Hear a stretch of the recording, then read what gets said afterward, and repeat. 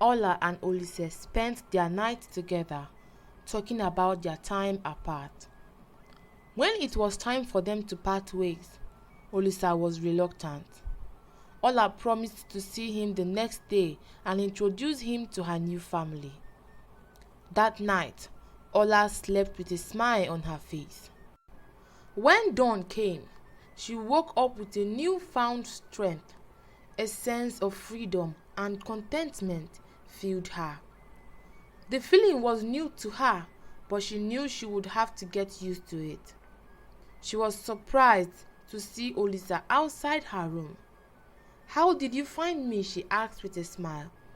"I have my ways, my beautiful princess," he replied, making Ola laugh. Together, they proceeded to Adigwe's house. Upon arrival, they greeted Adigwe and his wife, and Ola introduced Olisa to them. However, Ike was nowhere to be found. He was still angry about how Ola had won the competition and how proud his father had been about it. Adigwe's wife brought out food and they all ate while making small talk. After the meal, Adigwe requested to speak with Olisa at the back of the house. They sat down and Adigwe said, "Olisa, my son, I want to thank you for what you did for Ola years ago. She had been a good daughter to me all these years, and I thank my Chi for leading her to me. She makes me proud in many ways, and her courage had taught me that we should always strive for the better, no matter the circumstances we find ourselves in. I see how happy you make her, and I can also see how much she means to you.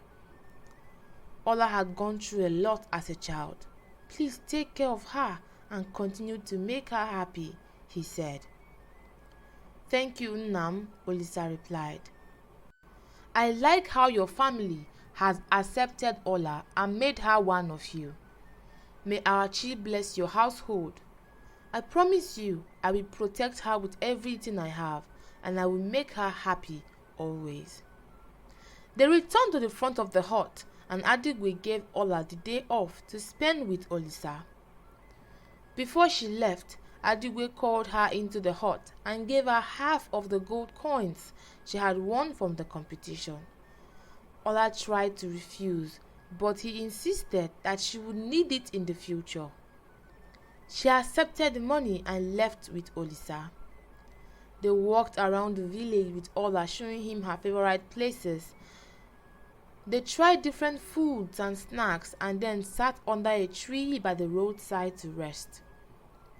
"I feel happy and fulfilled to be here with you, my love," she said, breathing a sigh of contentment. "I feel the same way too. I can't wait to make you mine," Olisa replied with a smile. After a while of silence, Olisa said, "There's something I would like to talk to you about, and I want you to understand me, okay?" Ola nodded in agreement. "I will be traveling back to Ogidi in 2 days," he said. "What? That's so sudden. We just got together 2 days ago," she said, displeased. "Yes, I know, and that's why you are coming with me, Ola. I want you to go with me. I want you to be by my side always. I can't bear the thought of parting ways with you again," he said. "But I can't go, Olisa. Your father hates me. He will kill me the moment I step foot in Ogidi. I can't take such risk," she said, turning away. "Ola, if we must be together, then we must take this step. We must go back. Please," he urged. Ola said nothing. She was not willing to go back. "Do you trust me, Ola?" Olisa asked. This time, Ola turned and looked at him. "Yes, I trust you." "It's your father I don't trust," she said. "Then if you trust me, come with me," he said. "I will think about it," she said as they walked in silence to the shop. They bid each other good night and parted ways. That night, Ola was deep in thought about how things would turn out if she chose to go to Ogidi with Olise. Suddenly, she fell asleep and had a fearsome dream where she saw Olise's father with an axe, raising it above her head. She woke up with a scream, with beads of sweat around her face and neck. When she looked outside the window, it was already dawn. She stood up to wash her face, and there she saw Olisa outside the hut. "What are you doing here?" she asked. "I'm checking in on you," he replied. "Okay," she said, and went to wash her face and took a bath. Olisa felt something was off, but he couldn't understand what had gone wrong between the previous night and that morning. When she returned, they ate the food Olisa had bought in silence. "What's going on, Ola? You have been quiet since I got here," Olisa asked. "I don't want to go to Ogidi with you. I think you should go alone," she said, without looking at him. "Is that why you have been quiet? I thought you said you would think about it. I was hoping for a good reply," he said. "It's obvious you don't trust me," he added sadly. "It's not you I don't trust, it's your father. I had a dream last night when he killed me. My life is just beginning to take shape. I don't want to die now," she explained. "I understand. It's okay," Olisa said as he left Ola's hut. A tear fell from her eyes as she watched him go. "Maybe it's for the best." "What is it, Ola?" Adigwe asked. "Nothing, Papa," she replied. "You can't say it's nothing. You look sad, and where is Olisa? I was hoping to find him here," he said. This time, the tears that Ola had been holding back came falling down her face. She explained everything to him, and he patted her back, trying to calm her. "My child, people do different things for love. If you really love him, you should trust him and let him protect you. But first, search your heart and do whatever it tells you," Adigwe said. They stayed together for a while, and then he left for his house. Ola thought for a bit, and then she decided that she would go with him. She went to bed early to wake up and prepare for the journey. She woke up the next morning before cock crowed. She packed a few of her things in a small bag and went to Adigwe's house to tell him about her decision. Then she returned to the shop to wait for Olisa. She would have gone to his house, but she didn't know where he stayed. She just prayed that he would come to check on her before he left. She waited and waited, but he did not come. Tears welled up in her eyes as she went into her room and cried herself to sleep. Throughout that day, Ola did not eat or do any work. The next day, she took her bag and was on her way to Ogidi alone. She hadn't gone far when she felt someone hug her from behind. As she turned, she saw Olisa. "I thought you left already," she said to him. "I couldn't go without you, Ola. I was searching for ways to convince you so you could go with me." "So where are you going?" he asked. "To find you," she replied. "I am so happy you changed your mind, Ola," he said, smiling. "I'm sorry for doubting you," she replied. "It's okay. I hold no grudge. My father can be a handful," he said. They went to Olisa's friend's house, took his belongings, and traveled on the path to Ogidi. As they drew closer, Ola began to feel nervous, and Olisa noticed. He gave her a reassuring rub and smiled at her, making her feel a little relieved. When they arrived at the village, they attracted the attention of the villagers, who stared at them longer than usual. Soon, they reached the palace and entered the throne room. When the king saw her, He was first angry, but then he smiled at his son. "Son, you have done well to bring her to me. Now I can finish what I started years ago," he said. Olisa knew what his father meant, but Ola was oblivious. "Father, this is not what you think," Olisa said. "It's exactly what I think, Olisa. You have captured her like I ordered years ago," said the king. "What is he talking about, Olisa? Don't tell me this is what I think it is," Ola said, tears threatening to roll down her cheek. Hurt flashed through Olisa's eyes for a second, and he looked at Ola, who was about to run, but he held her tight. "Father, this is a misunderstanding. I love Ola. I only came to introduce her formally to you as my wife-to-be, not for you to kill her," Olisa said the last part with venom in his voice. "What?" the king and Ola said in unison. "You want to marry me?" Ola asked. "But you never asked me," she added. "Never," said the king. "Over my dead body will you marry this witch," he said. "Stop calling her a witch. She is not a witch," Olisa said, starting to get angry. You have bewitched my son. You have turned him against me. I will deal with you, and when I'm done, you will wish you never stepped your foot in Ogidi kingdom," the king threatened. "Father, stop with the threats. You are scaring her. If anything happens to her, I will never forgive you. Mark my words," Olisa said, stomping away with Ola in his arms. Ola was a roller coaster of emotions, watching the father and son fight because of her.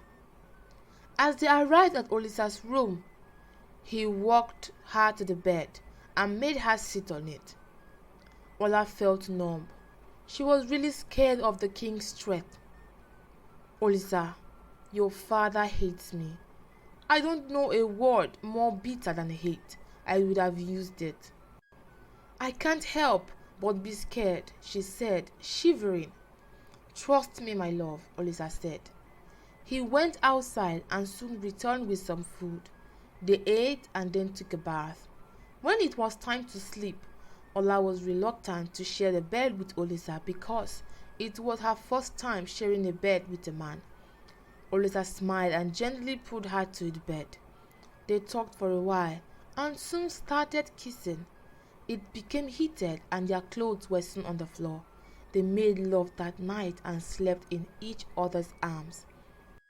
The next morning, a knock was heard on Olisa's door. Olisa insisted on answering it. As he opened the door, 4 guards pushed him aside and went to where Ola was sitting, dragging her to the king. Olisa tried to intervene, but was held back by 2 very strong guards. He watched as they flogged Ola, her cries echoing in his head. He felt that he was the cause of it all.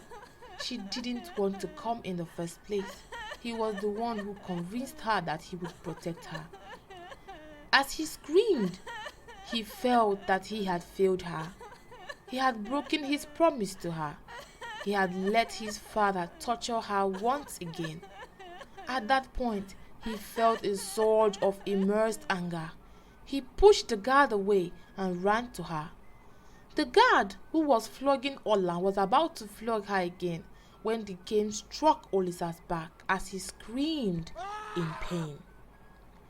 This is what she had to endure because of me, Olisa thought. The king ordered that the guards to hold Olisa and flog him more while Ola watched. Painful cries filled the palace. Flog him! Maybe it will make him see the truth, the king said with no remorse. After a while, the guards dragged them into the dungeon as the king ordered. Ola inspected Olisa's wounds. They were deeper compared to hers. At that moment, she began to regret her decision. If she hadn't agreed to come to Ogidi in the first place, none of this would have happened, she cried. Olisa heard her sobs and stretched his hand to caress her face. I'm sorry, I wasn't able to protect you like I promised. Please forgive me, Ola, he said. It's not your fault, Olisa. Please, don't blame yourself, she answered. The next morning, the king sent 2 guards to the dungeon to bring his son. As Olisa knelt before his father, the king asked, Have you learned your lesson, Olisa? The only lesson I learned yesterday was how mean, wicked, and heartless you are. He replied, I see you haven't learned your lesson. This foolish son of mine, the king said. Take him away and give him 20 strokes of the cane. Olisa did not fight at all. The men held him as he was flogged and later dragged him back to the dungeon. Oh my God, Olisa, I can't bear to see you get hurt every day. It breaks my heart, Ola cried. It's okay, my love. As long as I am with you, I will endure everything thrown at me, Olisa replied. No, Olisa, your father won't stop. What if he kills me? You will end up marrying someone else, she said. Nobody is dying, Ola. But if it comes to that, I will die with you, I promise, he said. Please, Olisa, this isn't the time for this. Choose sides with your father and help me escape again, she pleaded. What? I'm not doing that, he said. Do not be stubborn. Maybe we are not meant for each other. It's better we go our separate ways, she suggested. But Olisa remained silent, not even considering her request. The horrible treatment continued for 2 weeks. Every day, Olisa was flogged, and a few times, Ola was flogged too. The queen was away, visiting her mother. Upon her return, she learned that her son had returned with the girl with strange eyes. She saw how harshly her husband had punished their son. It was hard to watch. She had begged the king on several occasions to pardon them, but his heart remained unmoved. She decided to take matters into her own hands. That evening, she ordered the maids out of the kitchen and served the food that was supposed to be taken to Ola and Olise. When their dinner came that evening, it was surprisingly large. They had never received portions this big before. They ate hungrily and soon began to feel sleepy, eventually falling asleep. Olisa woke up in his room with severe pains all over his body. Ola, Ola, he called, but was met with silence. Shortly after, his mother came inside the room. Oh, son, you're awake.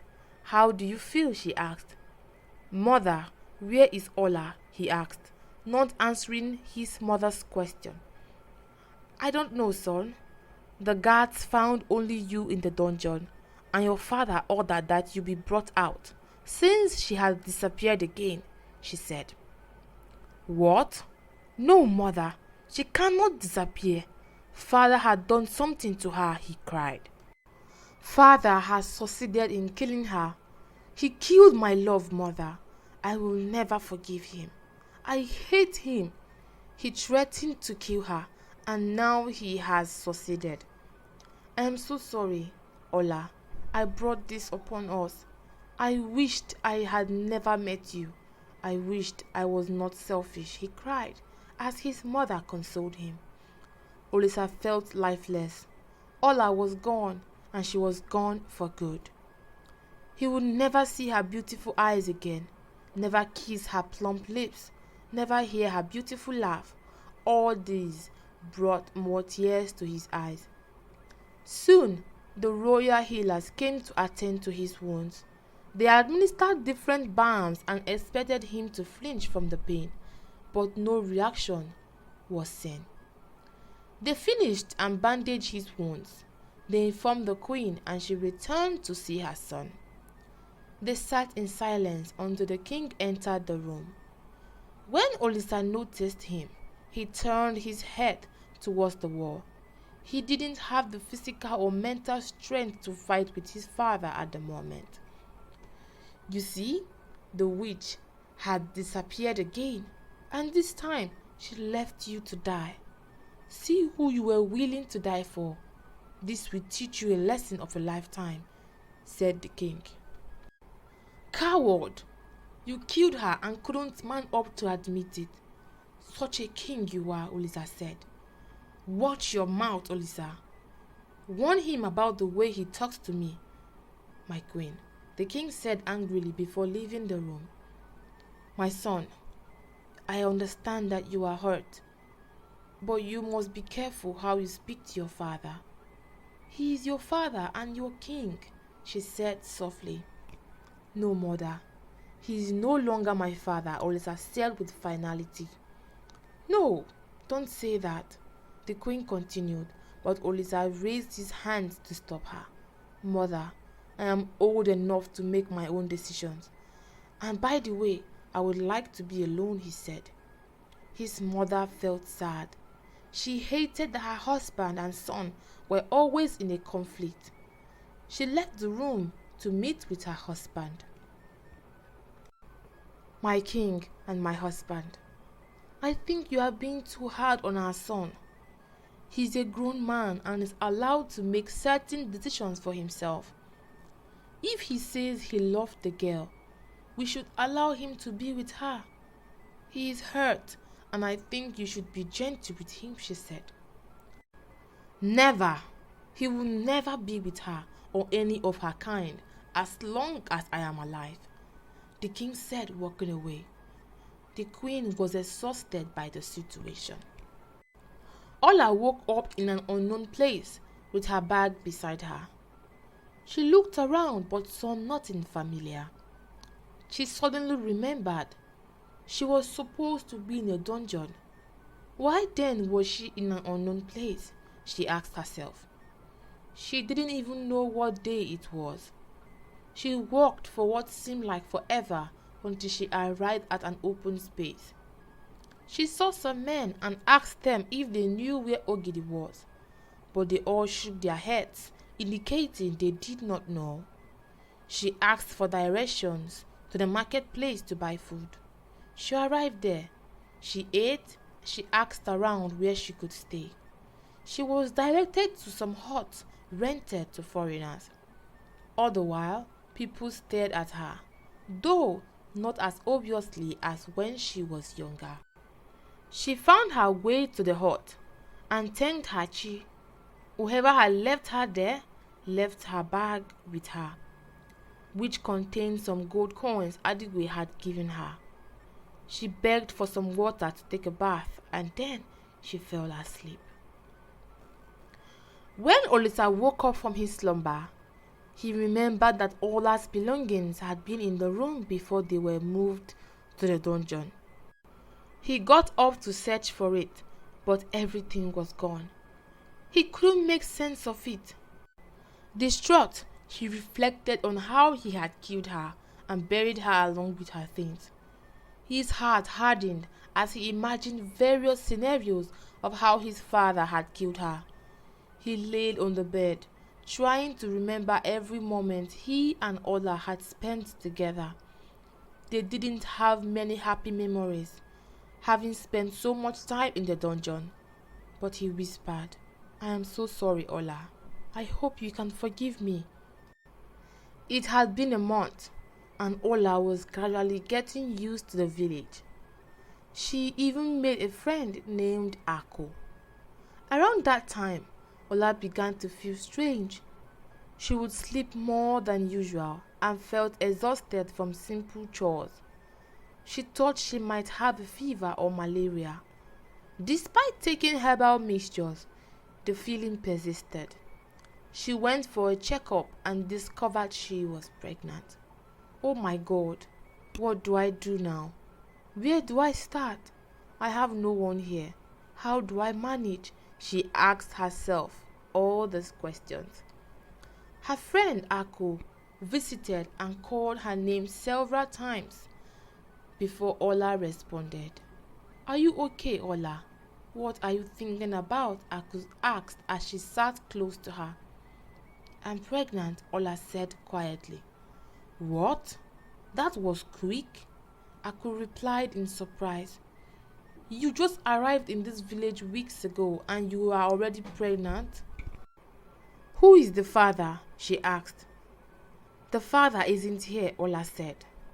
"I don't understand. Please explain," Aku urged. Ola explained everything while Aku listened with rapt attention. When she finished, Aku was at loss of words. "So what do you want to do now with this pregnancy?" Aku asked. "If you want to keep it, I will support you. And if you want to terminate it, I will also support you."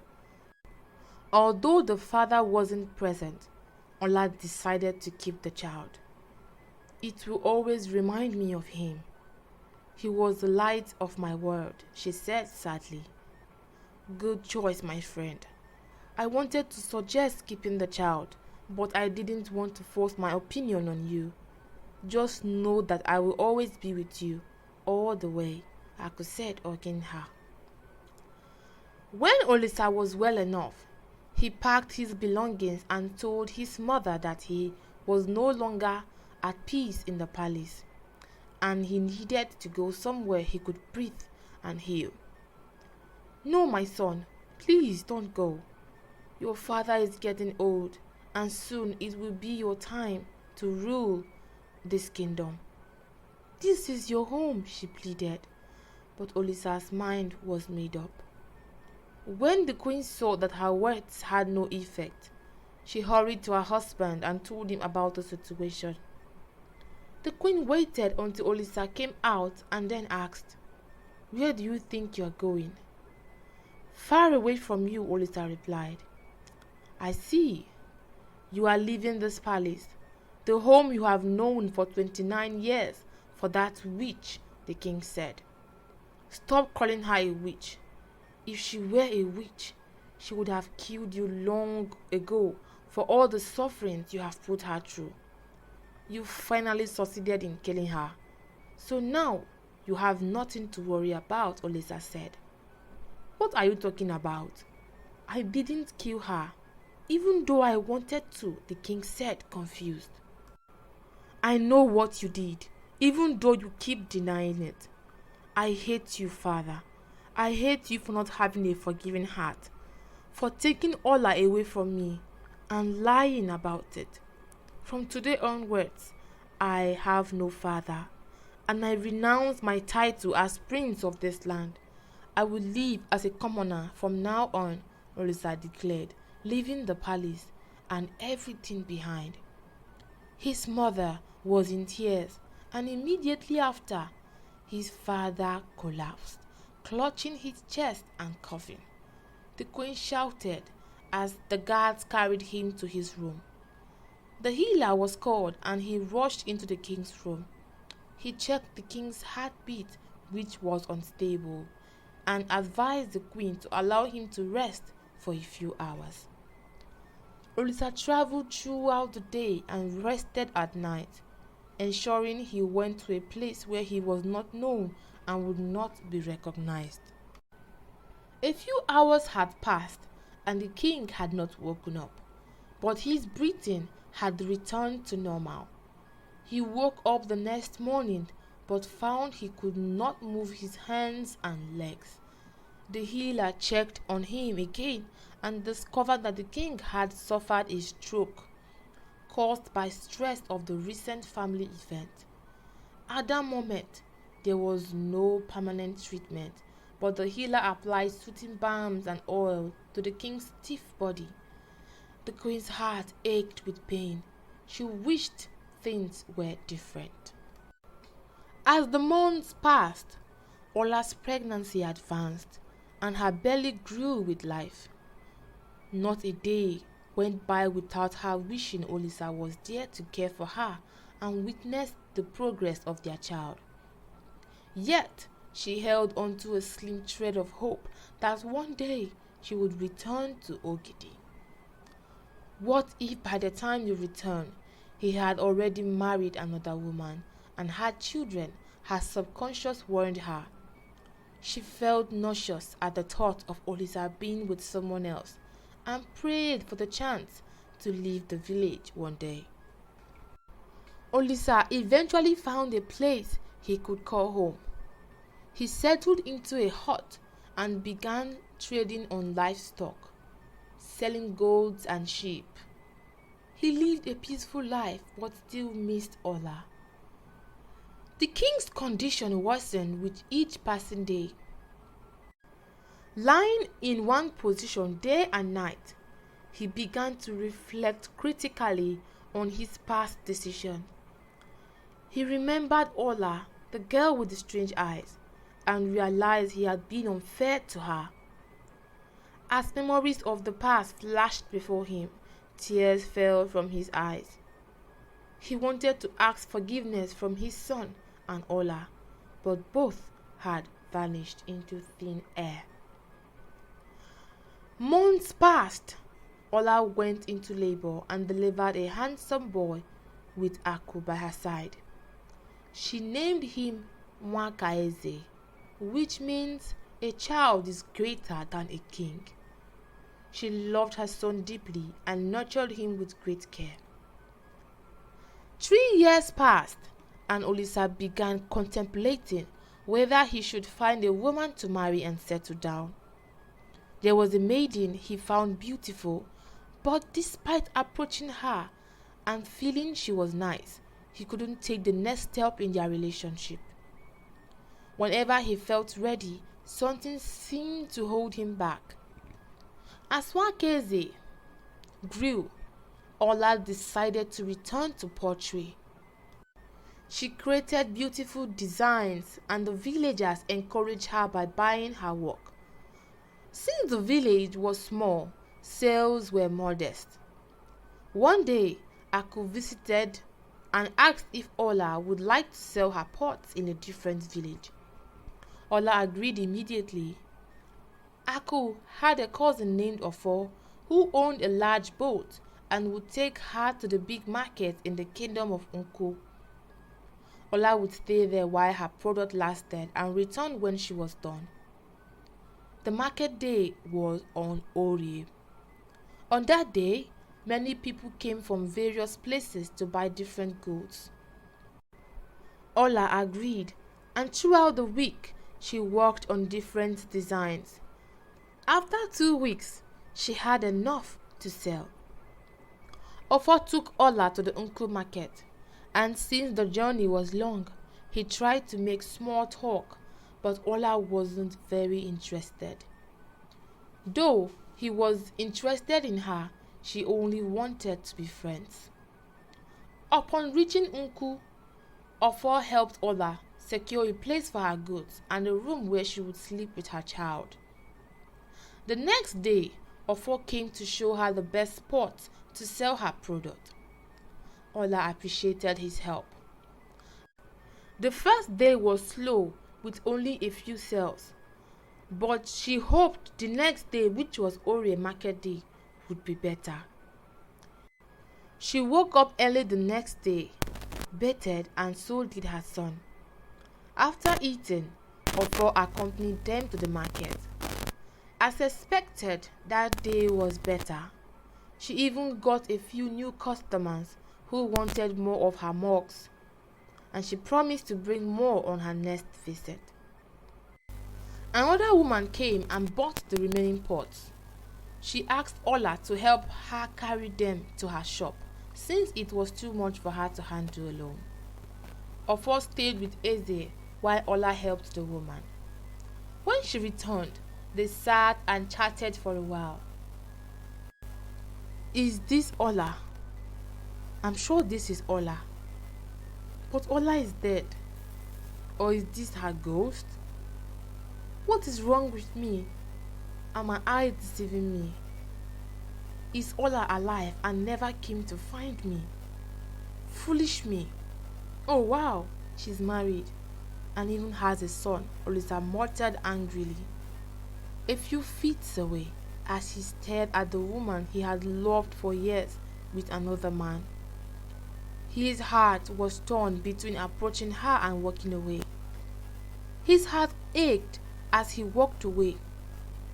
He closed his shop for the day and went home, unable to sleep. He tossed and turned, replaying images from earlier. Eventually, he regretted not speaking to her. But if he had, he would have said hurtful things he would never be able to take back. He promised himself he would find her the next day and talk to her.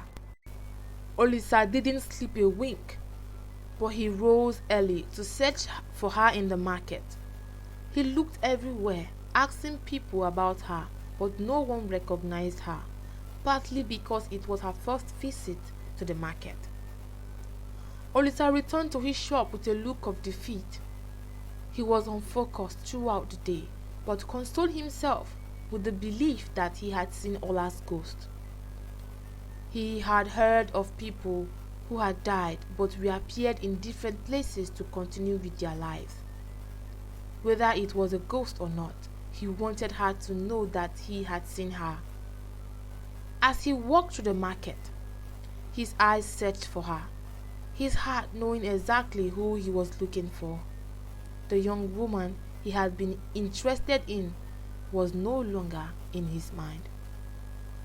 Ola did not visit the market for a few months after her first visit because Eze had fallen seriously ill. Once he recovered, she made new items and informed Ofo that she was ready to start again.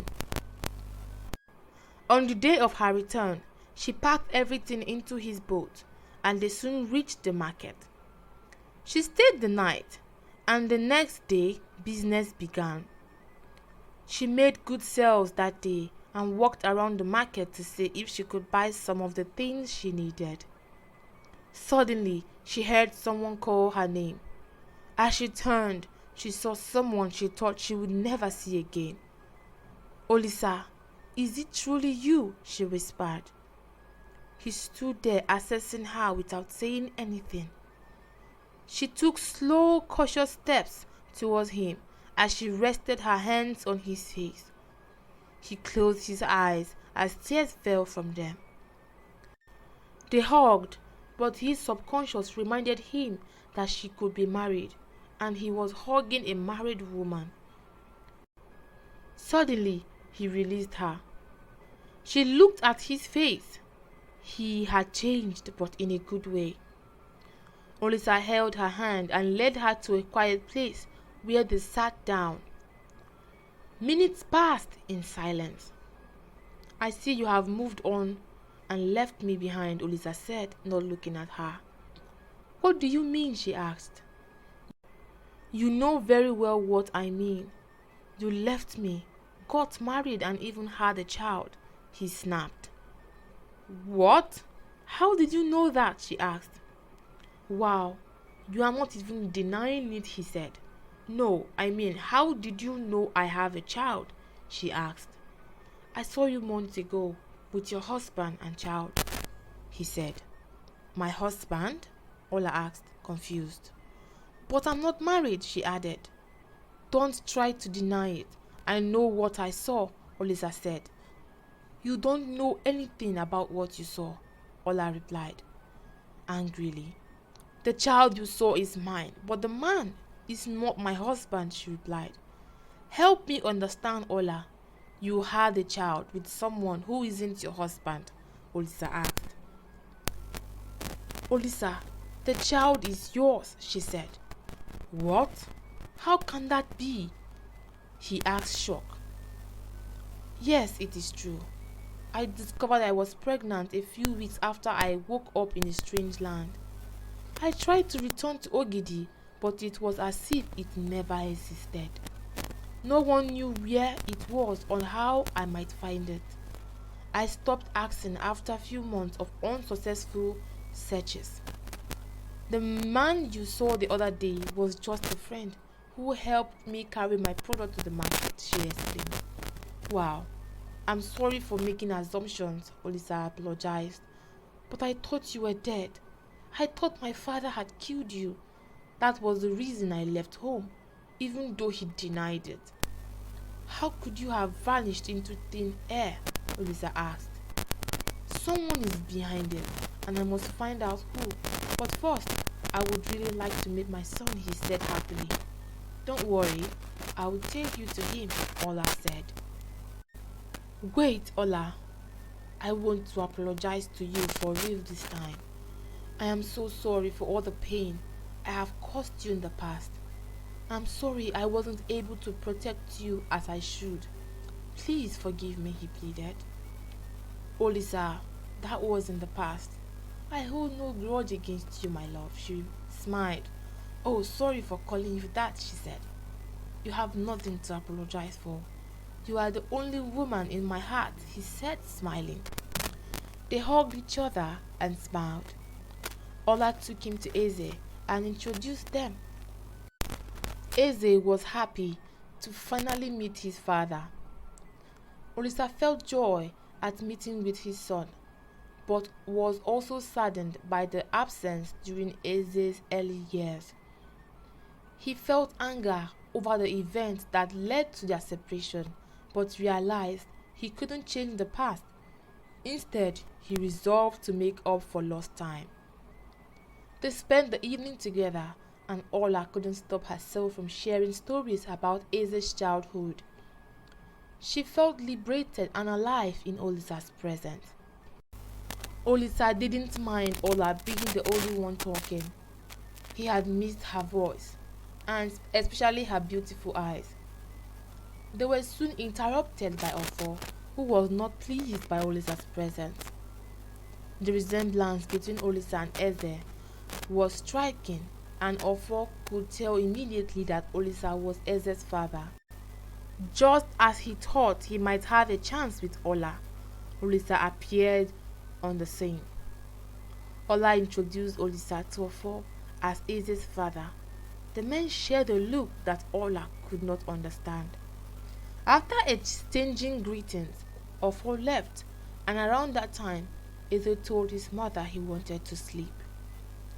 Ola was so absorbed in Olisa that she forgot to get something to eat.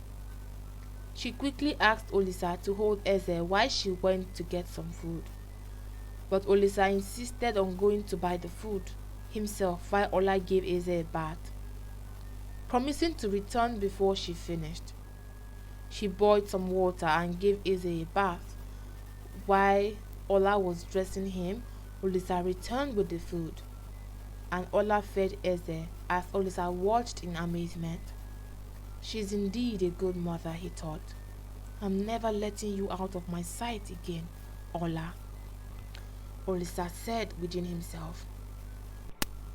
After Eze finished eating, she put him to sleep. They both sat on a chair in their small room, and Olisa took her hand. He took a deep breath and said, Ola, I really want to apologize again for what happened when we visited Ogidi. I would like us to return there this time. I want answers. I need to know why you left me without a trace. I know I am being selfish, but I can't let you go. Not now, and not ever. It's okay, Olisa. I will go with you, she replied, smiling. Wow, you're so amazing, Ola. I love you so much. I promise everything will be better from now on, he said, hugging her. I love you too, Olisa, Ola said in return.